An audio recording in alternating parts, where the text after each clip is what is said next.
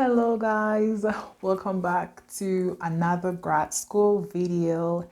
So today we are looking at a very important step or information concerning gaining admission to a US school and maybe any other school outside your country.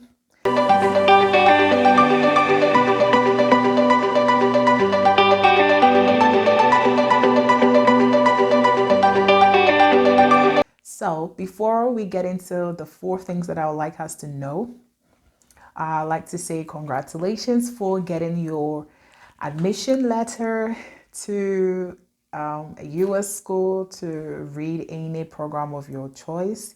It is a very huge step to achieving your dreams and actually being here in the US or in UK or Canada. Congratulations. So now let's get talking.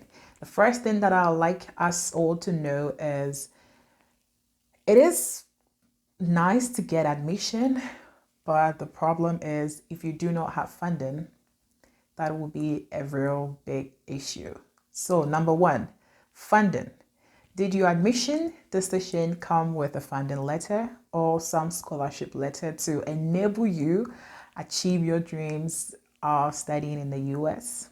So funding can come in the form of a GTA duty, a GRA duty, or some kind of fellowship that the school or your program is offering. So you really want to know if you have funding before you go on with the next steps that I'm about to talk about. And for you to be able to even do the second one, you need to prove some kind of financial support if you do not have funding. So if you do not have funding, what I would say is you need to contact your programs coordinator, because there are some schools that give admissions first before they talk about funding. Other schools put everything together. So you really want to know whether funding decisions have already been made or they are yet to be made. Then you would be really informed on what to do and what next step to go to. The second thing is I-20 forms. So I-20 forms is a ticket to getting a student visa to come into the US and maybe any other country. But specifically for US, I-20 forms is a ticket that shows that you are going to be a student and as such an international student. So you want to know how you would get your I-20 forms, whether you need to prove some documents, you need to send some documents to the grad school for them to send down your I-20 forms, whether you need to pay for shipping, whether the school has now shifted to sending I-20 to students through email, which is a good thing. But before COVID, I-20 forms, was usually sent directly to you hard copy via mail. So you have to wait for maybe 2 weeks or a week or 10 days for your I-20 forms to get to you. So I-20 forms is very important. You want to know how you will get your I-20 forms and really get it. The third thing is after getting your I-20 forms, you want to now start your DS-10 application. So DS-160 application is the application that puts you into the US system.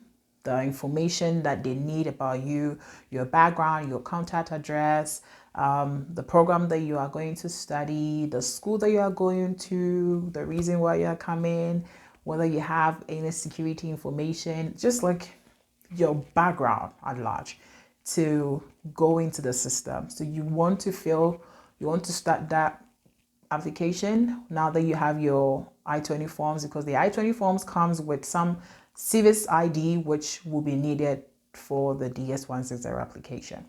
So the DS-160 application, I would say that if you have your I-20 forms, you can start. But if you are not sure whether you want to go to the school and you have other schools that you are waiting for, maybe you just want to really wait and then make a decision before you actually start. But with respect to what is happening right now, the pandemic, and we don't know the storms that are hitting the earth, maybe you just want to start something and really not later on when you have a good offer, you change it. you can actually start your DS160 application, but do not complete it. And just really be sure that this is the school that I want, because you want to use that DS160 confirmation number would be used for your visa application. So yeah, that's the fourth thing that you need to do after admission, funding. You have your I-20 forms, you have done your DS160. Now you want to start with your visa application. So for your visa application to really be an application, you need to pay your visa fee, which I know is $160. I don't know if it has changed, but it is currently, as at the time that I was paying, it was $160, and it can be any amount in your currency back at home. So you want to make that payment at a credible bank that the embassy gives to you on their website. You don't want to pay it in any other bank, because it would be a bad debt on your side, on your end. So you really want to pay it in a bank, a credible bank that is accepted by the embassy. And you want to really start your visa application so you can get a book or a date, an appointment date for your visa interview. So these are 4 things that really, it's like step by step to, after getting admission, what you need to do and how to go about it. The last thing, which is a bonus and very important for your visa interview, is your service fee payment. So service fee payment is, after you've done your DS160 application, you have to prove that you're actually coming to the US. So you have to make some payment, which is $350 as it stands now. You want to make that payment. That payment can only be made in the US. So what I would advise, which is the bonus, is you don't really need to make your service fee payments right after getting admission and funding or your I-20. You want to wait, complete your DS160 application, get your visa booking, appointment dates, visa appointment date.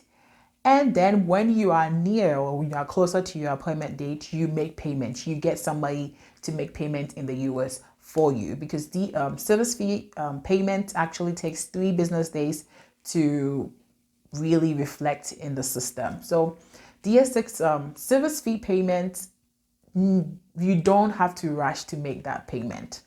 And I am saying this because I have a personal experience where I made 2 times payment for service fee because I did not really take my time, and I thought that was like the initial, the third step after getting your I-20, you have to pay your service fee. I didn't know that I can actually do my DS160 application and actually do my visa before I have to pay. And in 2020, I did make payments for service fee, and it got expired because COVID hit, and it's nobody's fault.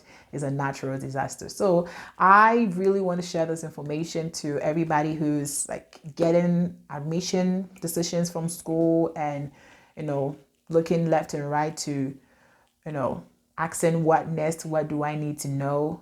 You really need to follow what I said, and yeah, you would get here safely and you don't have to make double payment. So if you do like this video, please give this video a thumbs up and comment down below any question that you have. Please do share this video, and if you are not subscribed, please hit the subscribe button and the post notification bell so you'll be notified anytime that I do post a video. So if you are concerned about this hairstyle and this hair color, I do have a video for this hairstyle. This hairstyle is actually a wash and go, and I have a gold color in it, which is actually making my hair look like it's brown, but I love this hairstyle and I love this new look. So thanks for watching me, and thanks for clicking on this video. I'll see you in my next video. Bye.